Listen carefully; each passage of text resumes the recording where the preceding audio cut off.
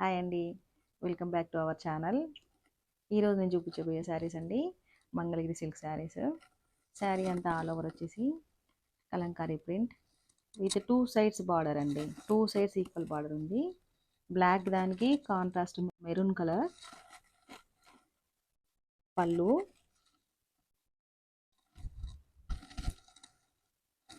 And దీనికి blouse వచ్చేసి ప్రింట్తో ఉన్న బ్లౌజ్ వచ్చిందండి విత్ 2 సైడ్స్ బార్డర్.